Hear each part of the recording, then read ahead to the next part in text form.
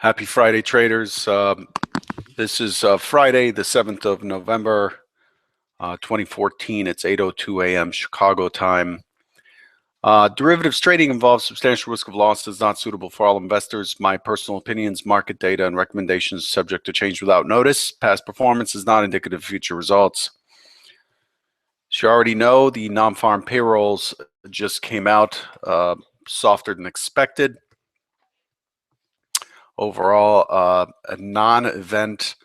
It came in at 214 versus 235, I believe. I forget what the expectation was. It's that boring. So not much there. Not much of a reaction this morning. So 235 expected, 214 came in, and looks like unemployment rates at 5.8% versus 5.9% expected, slightly better. Average hourly earnings 0.1 versus 0.2%, slightly worse. Year on year 2% versus 2.1% expected. Average weekly hours 34.6 in line. So overall, nothing there. The market did not have much of a reaction. In fact, for the first time, I think ever, since I've started trading, not ever, the market did not make a new high or low on the number to push the high slightly. Pushed the high slightly by 3 ticks, did not take out the low. The overnight profile and auction are still balanced. We'll cover that in a minute. First of all, the key numbers came out overnight. Germany, September industrial production month-on-month came in softer, 1.4 versus 2% expected.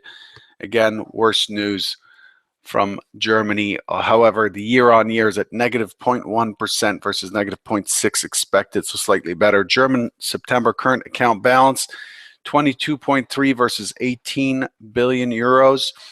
Trade balance, 21.9 billion versus 19 billion euros. Exports are plus 5.5% versus 2.7, so doubling the estimate. Imports, 5.4% versus 1.1%. Multiplying that by 5 times. France September industrial production comes in at 0 versus negative 0.2%. Manufacturing 0.6 versus 0%. And trade balance in France negative 4.7 versus 4.2. Overall, much better numbers from France. And then also Taiwan's trade balance came in at 4.6 billion versus 4.0 billion. ECB's Neuer from France stated that low rates created the illusion of debt sustainability and delayed structural reforms. This is a theme now for the central bank, for the ECB, based on what Draghi had commented on yesterday, basically stating that the political reforms and structural reforms are necessary. Central bank bond buying could raise moral hazards for governments, but could be right in case of run on government debt or to avoid deflation risks. He added that he saw the risks of underestimating inflation. That's what's out today. The S&P fair value has dropped to negative 4.3. We have expiration in about 5 weeks, I think. Yeah, 5 weeks on this contract, so it's dropping rapidly. Negative 4.3. So the S&P index is 4.3 points higher than the S&P futures. Looking ahead, in about 9 minutes, we have Fed's Evans speaks at the Chicago Bank Conference. At 1:30 today, Fed's Tarullo on community banking. At 2 o'clock today, we have September consumer credit expecting 16.5 billion, prior 13.5 billion. And then at 4 o'clock Central, ECB's Constancio out of Portugal in Chicago. That's what's on deck. Let's look at what the market has done, what it's trying to do, how good of a job it's doing. and what's likely to happen next. So finally, we get a little rollover here in the S&P on that worse than expected number. I believe the estimates ranged from 141,000 to 305,000 or something. It was just an insanely wide range. But here we are right at the lows, the session lows. Look at this profile of box, a textbook box profile, very tight with no clear peak. This goes under in the dictionary for a box volume profile. You'll see this this profile here. Basically, what this is saying is the market has nothing new to price in and is awaiting data, which it got, and the data didn't do anything. So that's where we are. Yesterday, we had a hypothesis for responsive selling. The main idea for the day was to push higher, find responsive selling back through to 1550 as the first target and 10 even as the second target. It pushed up to 2150, and then it basically slid lower down to 1075, missing my key target below the 1550 by 3 ticks.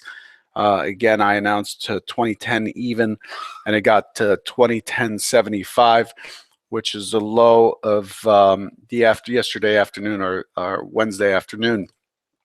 From there, the market just basically walked itself up very slowly. A nice test of the mid here. The mid held also here, but a nice test of the mid, but could not get back down to make new lows. So started to drift up once it crossed over the mid. The lower lows were off the table for the moment, and then once it broke, we had range extension up.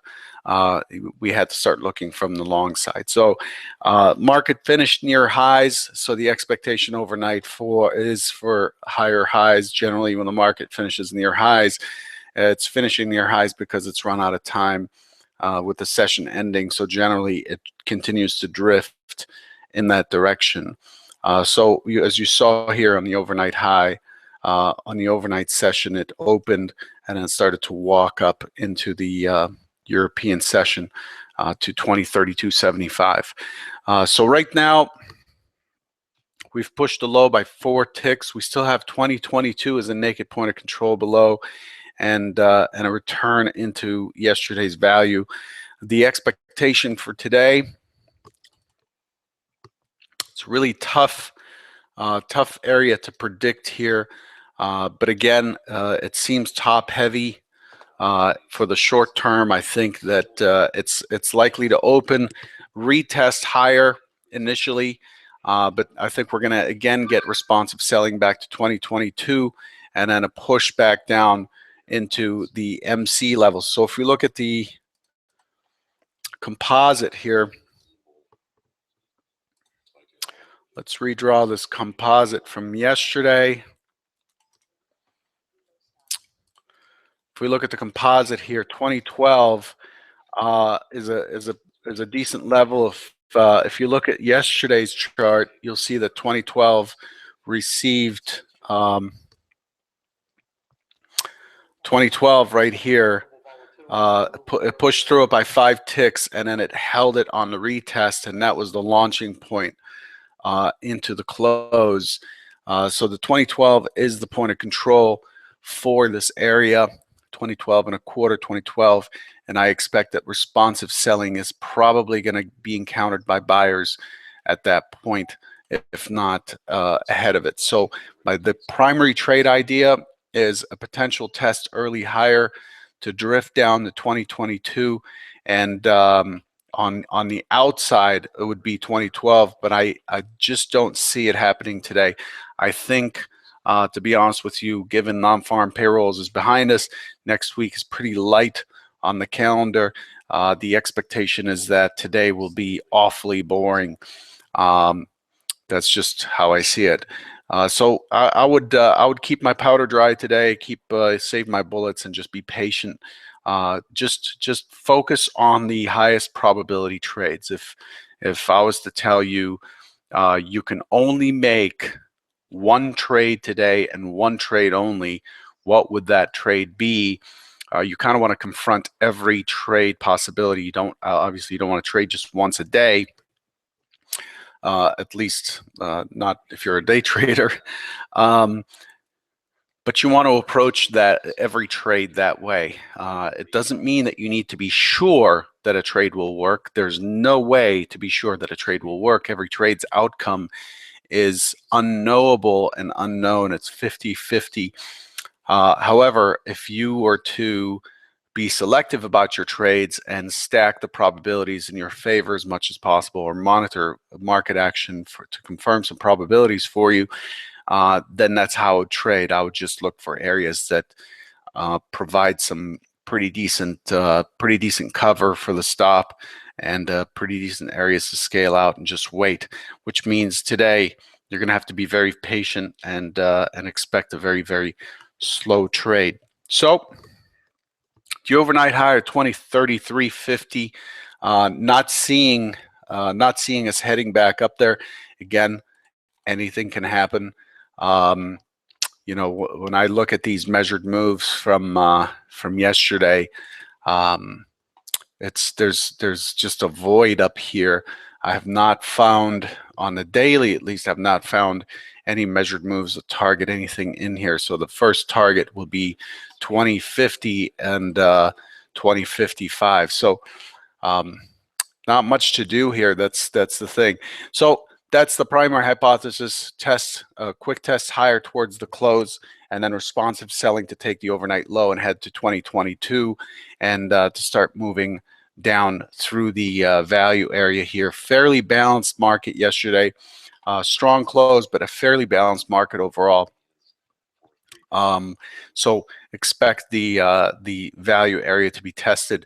If not, then we're likely to take the overnight low out quickly, maybe push to 22, and then find buyers and start pushing up in a very choppy, boring way. Again, we're done with ECB. We're done with the Fed. We're done with non-farm payrolls. You might as well get good at twiddling your thumbs today. So I'll leave you with that. I want to remind everybody that I'm leaving for India this evening to represent Eurex, or to speak on Eurex's invitation. I'll be giving a keynote speech on Tuesday, but I'll be going from prop shop to prop shop next week to provide an overview and some training on Eurex products. Eurex products are where I started my futures career, and where I made the turn and built my career. So I definitely have a warm spot for the Bund, DAX, and Euro stocks. So with that, I will not be on as regularly as normal. I'll check in every once in a while next week, but I will not be on with these Trader Bites as usual. It doesn't mean that I'm disappearing. It's just that I'll be gone for the next couple weeks. Stage 5 traders, we still have our Ask a Question webinar today, and we'll have our pop quizzes were due yesterday, and we'll have our pop quiz for today, and we'll go over the results. So that'll be at noon Central, 1 Eastern. I'll catch you there. Good luck and have a great weekend.